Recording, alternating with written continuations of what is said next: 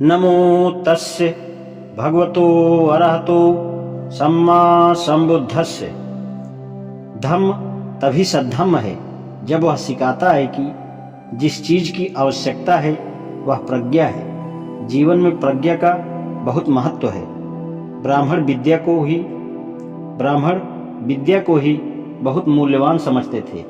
केवल शिक्षित और विद्वान आदमी उनके लिए पूजा के योग्य था, भले ही वह शीलवान हो अथवा नहीं। वास्तव में उनका कहना था कि राजा अपने देश में ही सम्मानित किया जाता है, किंतु विद्वान का संपूर्ण विश्व में सम्मान होता है। इसका अर्थ यह था कि विद्वान व्यक्ति राजा से भी बढ़कर होता है। तथागत ने प्रज्ञा को विद्या से अर्थात ज्ञान को अंतर्दृष्टि से भिन्न वस्तु माना है। कहा जाता है कि ब्राह्मणों ने प्रज्ञा और विद्या को एक नहीं माना। यह सही हो सकता है, किंतु भगवान बुद्ध की प्रज्ञा और ब्राह्मणों की विद्या में बहुत बड़ा अंतर है। भगवान बुद्ध ने अंगुत्तर निकाय में आए अपने एक प्रवचन में इस अंतर को स्पष्ट कर दिया है। एक बार भगवान बुद्ध राजगृह के समीप बेलू बनाराम के कलंद कनिवाप में ठहरे हुए थे।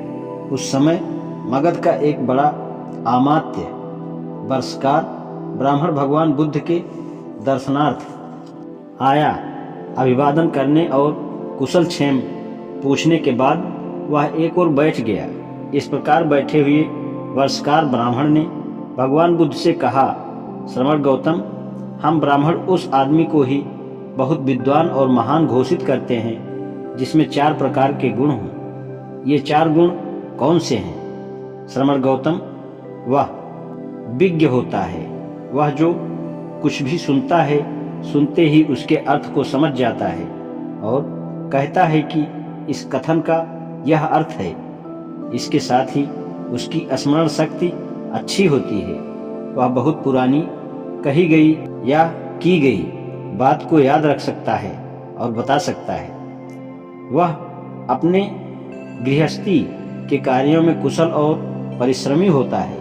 वह यह जानने की क्षमता रखता है कि क्या करना उचित होगा, क्या व्यवस्था उचित होगी।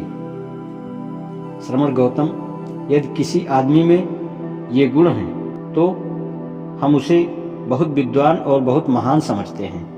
अब हे श्रमण गौतम, यदि आप मेरे कथन को समर्थन योग्य समझें तो समर्थन करें। इसके विपरीत यदि मेरा कथन गलत समझें तो उसका खंडन करें।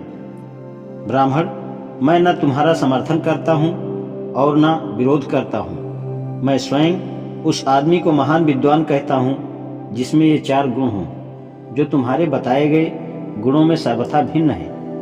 हे ब्राह्मण, एक आदमी बहुत लोगों के कल्याण के लिए, बहुत लोगों के सुख के लिए समर्पित होता है। उसके कारण बहुत से लोग आर्य मार्ग में बुद्धि के साथ स्थित होकर सुंदर स्वभाव वाले होते हैं और वह पथ हितकर होता है।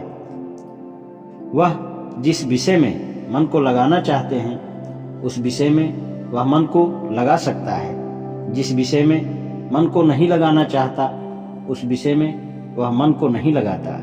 जिस संकल्प को वह मन में उत्पन्न होने देना चाहता है उस संकल्प को मन में उत्पन्न होने देता है। जिस संकल्प को मन में उत्पन्न होने देना नहीं चाहता है उस संकल्प को मन में उत्पन्न होने नहीं देता। इस प्रकार विचार करते हुए वह अपने चित्त का स्वामी होता है। वह जब चाहे बिना कठिनाई के, बिना कष्ट के 4 लोकोत्तर ध्यानों को प्राप्त कर सकता है। जो इस जीवन में भी सुख विहार कर लिए हैं वह इसी जन्म में आश्रमों का क्षय कर स्वयं इसे ठीक प्रकार से समझकर चित्त की विमुक्ति को प्राप्त करता है।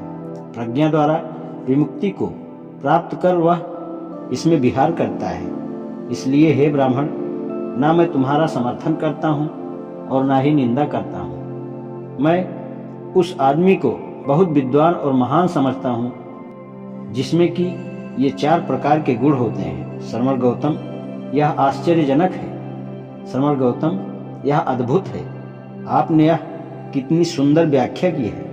मैं स्वयं समझता हूँ कि श्रमण गौतम में ये चारों गुण हैं। यथार्थ में श्रमण गौतम बहुत जनों के हित में और बहुत जनों के कल्याण में रत हैं। उनके द्वारा बहुत लोग सुंदर, हितकर आर्य मार्ग में प्रतिष्ठित हुए हैं, जो लाभकारी है।